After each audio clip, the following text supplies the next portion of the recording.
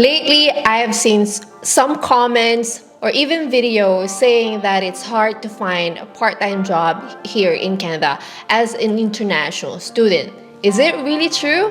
Or they were just doing something wrong? In this video, we're going to break down some of the reasons why international students may have a hard time finding a part-time job and what they can do about it.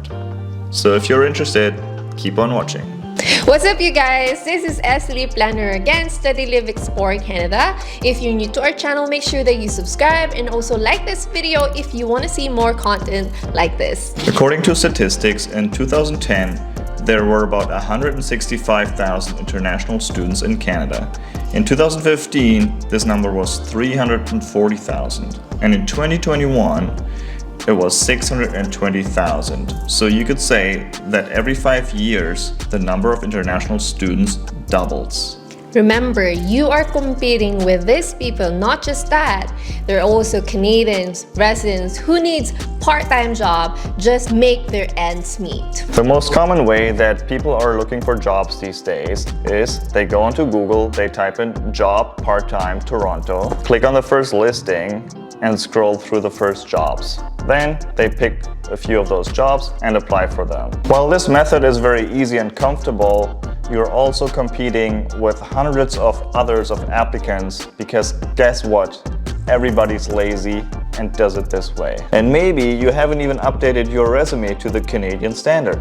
Yes, there is a Canadian standard. So if you haven't done that yet, watch this video. But in this video, we're not going to talk about resumes, where to find a job, or even networking. With this competition, you must be a contrarian where you do things that most people won't do. If you always follow the crowd, you won't be able to go further than the crowd. So in this video, we'll give you the uncommon ways to find a job in Canada. Many people think that big cities offer a lot of opportunities when it comes to getting a job, which they do. However, remember in 2021, there are like 622,000 international students who came to Canada, and I would argue that 50% of these people went to big cities such as Toronto, Vancouver, and Montreal. And this is one of the big challenges that Canada has. It's a huge country, but everybody wants to live in those few centers and they're getting overcrowded, which makes it more expensive to live there. So let's do the contrarian thing and move to the smaller, more remote communities, shall we? In one of our last videos, we talked about the RNIP, which is the Rural Northern Immigration Pilot Program. This program focuses on getting skilled workers into smaller communities in Canada. So clearly, there is a demand for workers in smaller towns. However, you have to be careful when you're moving to a smaller town because in smaller communities, they do have a certain occupation list that they do prioritize. So if you have experience in healthcare or community services or trades, you are better off to live in a smaller community. So before coming to Canada, do your research first. Are you better to live in a big city where you have more competition, but you can find a lot of jobs? Or is it better for you to live in a smaller town where you have less competition, but they do have in-demand jobs for you? In fact, way back in 2018, I studied in a smaller town in Nova Scotia, and one of the best jobs that I got in Kentville was working in a home care as a patient care aide. This kind of job that they do really need in Canada. And it pays well and you got lots of hours. The next uncommon way to find a job in Canada is by talking to people and also approaching small businesses even though they're not hiring, and also doing a job that most people don't want to do. Actually, I have a current student right now living in Prince George, and she got the job right after eating her dinner. So she just approached the restaurant owner and then got the job offer the same day. I had a similar experience the first time I went to Canada. Someone was giving me a ride to the hostel.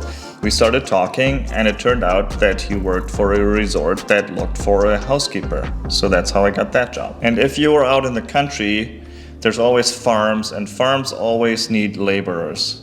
We worked in vineyards in Nova Scotia, there's orchards, there are dairy farms, there's poultry farms.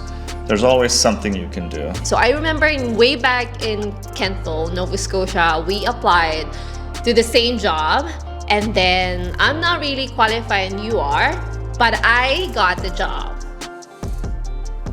What? Sometimes it's not just all the requirements, but also selling yourself in the interview and maybe just being maganda.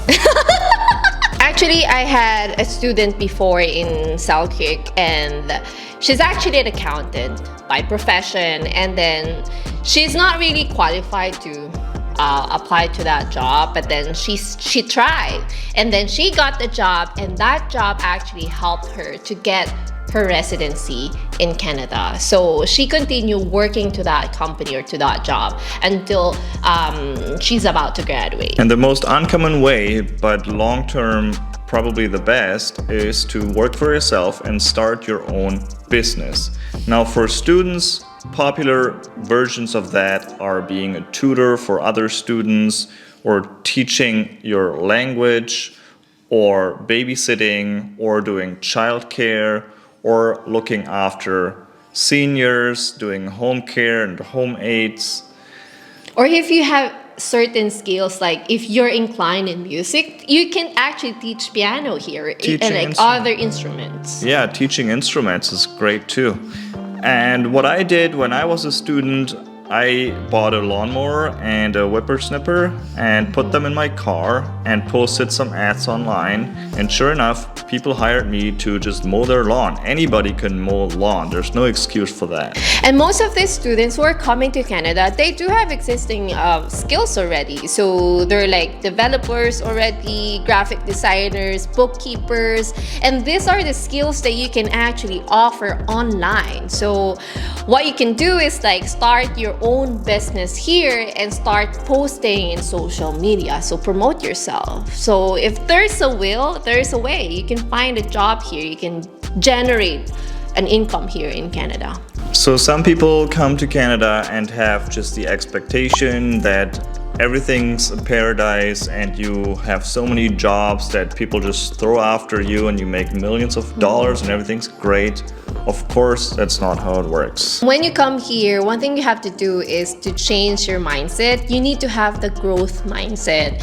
Don't focus on the negative things that, hey, I cannot find a job online. They're like one reason for you to quit, but there are a million ways to create your source of income here in Canada. So thank you guys for watching this video. If you find it helpful, make sure that you subscribe and also like this video, and I'll see you in the next one. Bye guys!